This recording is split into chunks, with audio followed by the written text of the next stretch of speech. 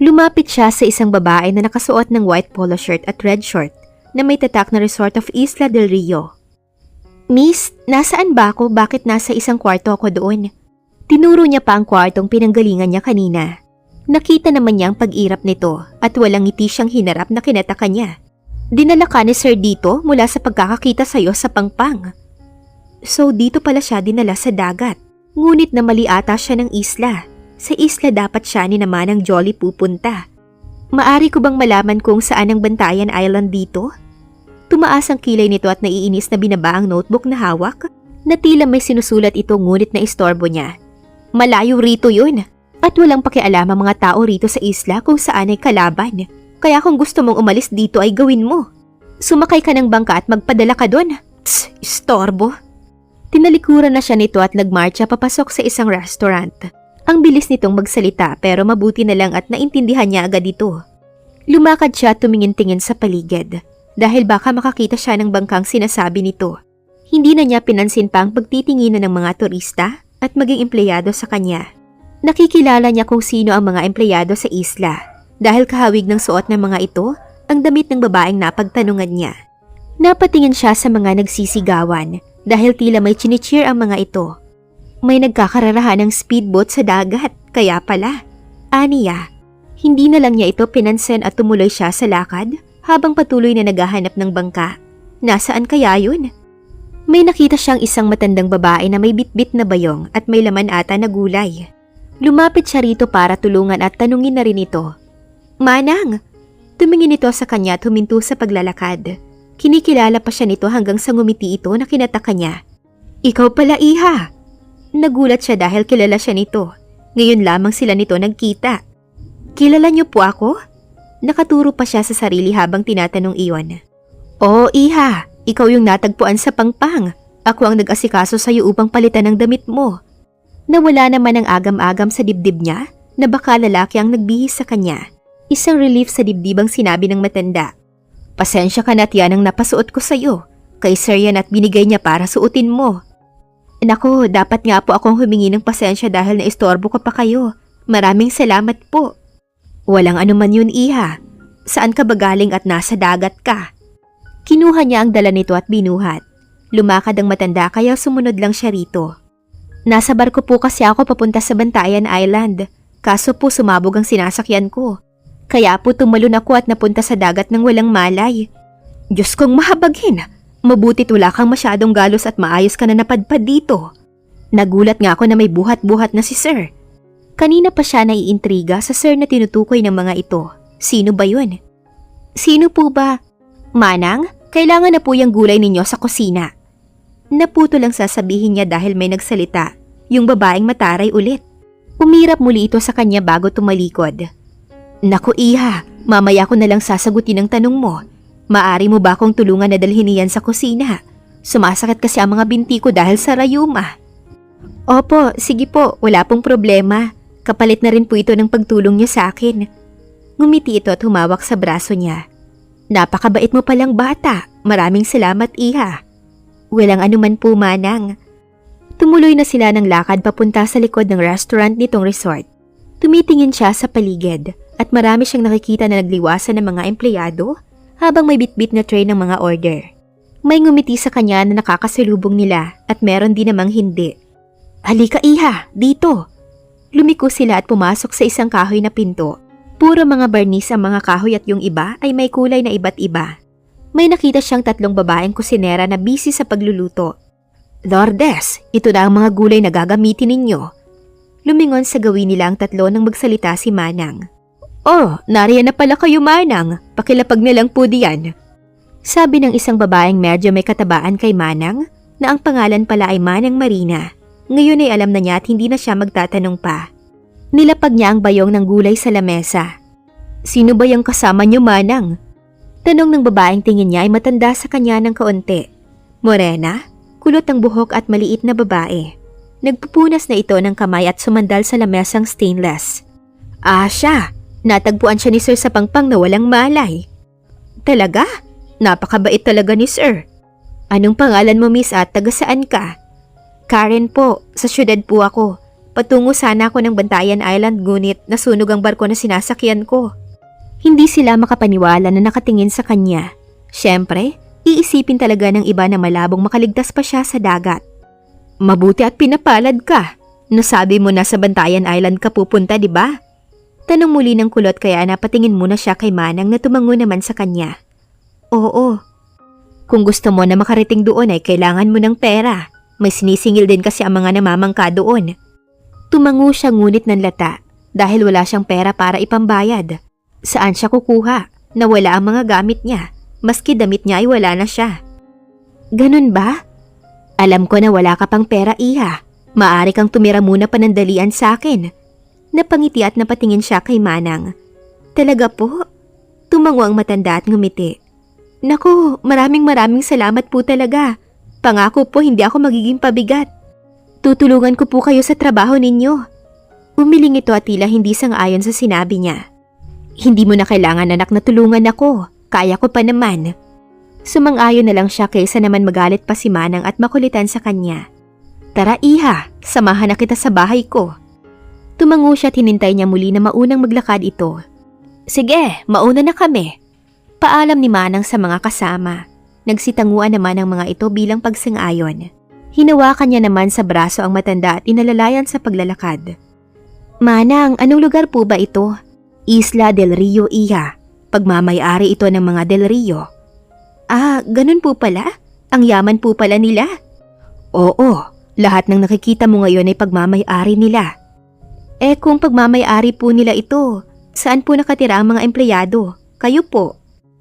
May bahay na inilaan para sa mga empleyado ng mga del Rio. Binigyan kami ni Sir ng bawat bahay upang hindi na kami lumayo pa ng biyahe. Ah, ganun po pala? Ang bait naman po ng Sir nila. So halos lahat ng empleyado na nakikita ko ay may sariling bahay? Napakabait pala ng may-ari nito, Manang. Sinabi mo pa, Iha. Kaya nga marami ang nananatili sa kanilang trabaho at loyal. Maganda rin kasi ang pasahod nila.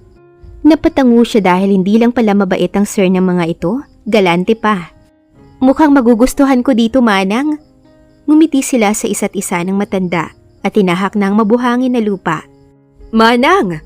Napatingin sila sa mga kalalakihan na papunta sa gawin nila. Galing ang mga ito sa dagat. Sila siguro yung nakita niyang nagkakararahan ng mga speedboat.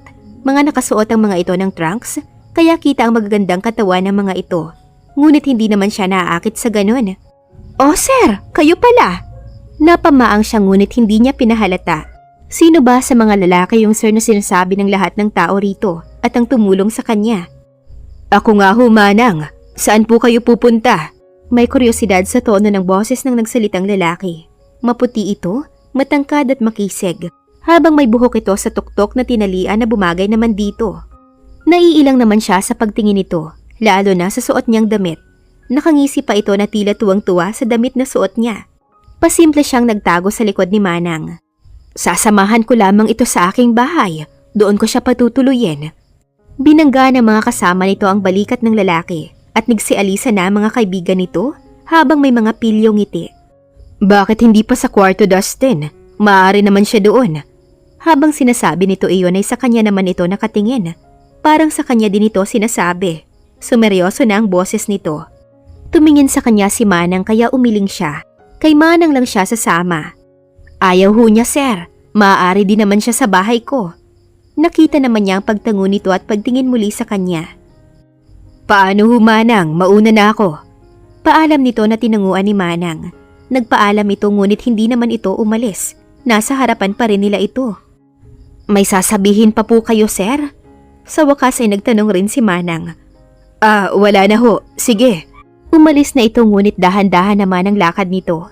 Nang tumapat ito sa kanya ay nag-iwas siya ng tingin. Hindi niya alam at parang may something dito. Halika na, Iha. Aya ni Manang kaya nagbalik siya sa sarili niya. Sige po. Lumakad na muli sila kahit na gusto niyang tingnan muli ang lalaking yun. Ngunit pinigilan niya ang sarili. Pakiramdam niya kasi, nakatingin pa rin ito sa kanila. Sandali lang din pala ang nilakad nila. Nakita niyang hindi kalakihan na bahay ni Manang. Nahiya tuloy siya dahil baka nakakasikip siya sa matanda. Pagpasensyahan mo na ang bahay ko. Binuksan ni Manang ang pinto pagkarating nila. Ayos lang ho, Manang. Ako nga po ang nahihiya dahil baka nakakasikip po ako. Pagpasok nila ay malinis ang buong bahay. Colorful din ang mga dingding. Sobrang linis na masarap sa pakiramdam at paningin. Ano ka ba? Ayos nga yun upang may makakasama ako, kaya hindi ka nakakasikip. Naupo si Manang Marina habang siya ay nilibot pa ang tingin. Malayo ang bahay ni Manang Marina mula sa beach, pero napapaligiran naman ito ng mga puno. Tumingin siya sa matanda bago naupo rin malapit dito. Manang, yung kausap po ba natin kanina na, sir? Ay siya po ba ang nagligtas sa akin? Siya po ba ang may-ari nitong beach? Hindi siya kundi si Sir Dustin. Yung kanina ay si Sir Levy yun, na pinsan ni Sir Dustin. Napatango siya. Kung ganun pala ay hindi pa niya nakikita yung Dustin. Kung ganun po, nasaan po yung Sir Dustin nyo? Napapahilot si Manang sa kanyang binte dahil siguro ay sinusumpong ng rayuma. Lumapit siya para tulungan itong hilutin ang mga binti ng matanda. Baka nasa dagat pa. Kasama siya kanina nila Sir Levy na nag-speedboat. Napatango naman siya. Na-curious tuloy siya sa itsura nito. Inaamin niyang may kakisigang taglay yung Levy. Kaya nakatitiyak siyang may kakisigan ding taglay ang Dustin. Iha, ayos na ako. Ihiga ko na lang ito. Ganoon po ba? O sige po, mahiga na kayo. Aalalayan niya sana ito na mahiga ngunit pinigilan siya nito. Nakalimutan ko. Kailangan nga pala ng maligamgamang pangligo ni Sir Dustin. Ngunit hindi ako makakalakad pa. Maaari bang makisuyo sa'yo na paghanda mo ng pampaligo si Sir? Kahit na hindi niya alam kung papayag ba siya, ay hindi naman niya matatanggihan ng matanda dahil tinulungan siya nito at mahirap ang kondisyon nito ngayon. Sige po, saan po ba makikita ang silid niya? Kung saan ka nagising iha, doon naglalagi palati si Sir. Napatango siya dahil hindi na pala siya mahihirapan na maghanap pa. Tinignan niya muna ang lagay ni Manang bago niya ito iniwan, sandali para gawin ang utos nito. Naglakad muli siya para baybayin ang dalampasigan para makarating sa kaninang floating room. Wala na ang mga nagkakarera kanina sa dagat. Siguro ay nagsibalikan na sa kanilang guest room. Madali lang sa kanya na makarating sa floating room. Marahan siyang humakbang sa hagdan at nang matapat sa pinto ay huminga muna siya ng malalim. Wala pa siguro rito ang may-ari at saka utos naman sa kanya ni Manang. Kaya naman siguro hindi naman yun magagalit. Oras na ipaghanda niya ito ng pampaligo. Nakakatawa lang. Ang laki na nito para ipaghanda pa ng pampaligo. What's funny? Nanigas siya sa kinatatayuan niya nang may nagsalita sa kanyang likuran. Haharapin niya sana ito ngunit pinigilan siya nito. Don't you dare. Pumasok ka kung papasok ka. Pero wag na wag kang lilingon. Tumango siya kahit na naguguluhan sa nais nitong mangyari. Kinakabahan na pumasok siya kahit nakatingkati siya na lingunin ito. Nabigla siya nang mamatay ang ilaw, dahilan para dumilim. Mas lalo siyang kinabahan sa ginawa nito. Bakit? Saan ka nagpunta at umalis ka ng room ko? Humarap na siya dahil hindi na siya nakatiis. Ngunit hindi niya maaninag ang mukha nito dahil dumilim ng patayin nito ang ilaw at biglang nagsarahan ng mga kurtina. Tansya niya ay nasa 6-footer ito at base sa build ng katawan nito ay maganda ang tinataglay ng katawan nito. Topless ito kaya nagpapasalamat pa ata siya dahil madilim at hindi niya makikita ang tunay na katawan nito.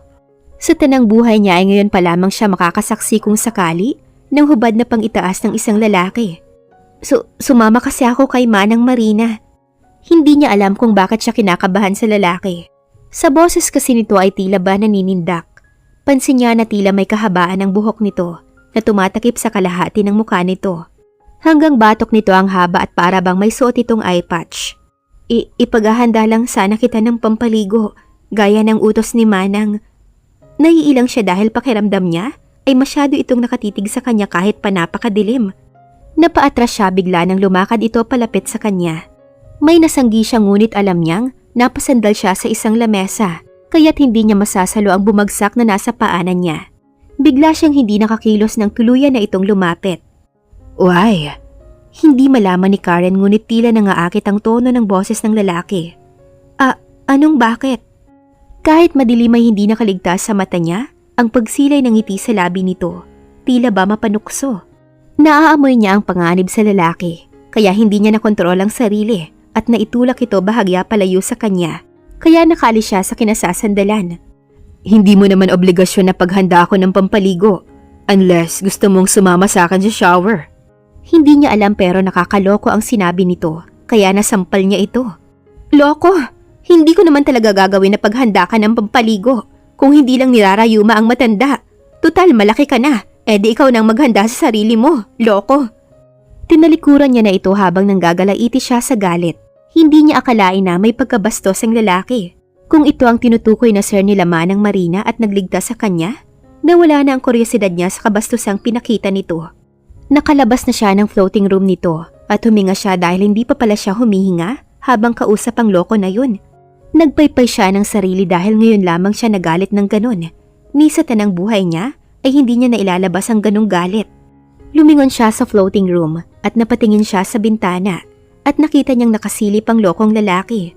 Hindi na niya pinansin ito at nagmarcha na siya paalis para bumalik sa bahay ni Manang Marina.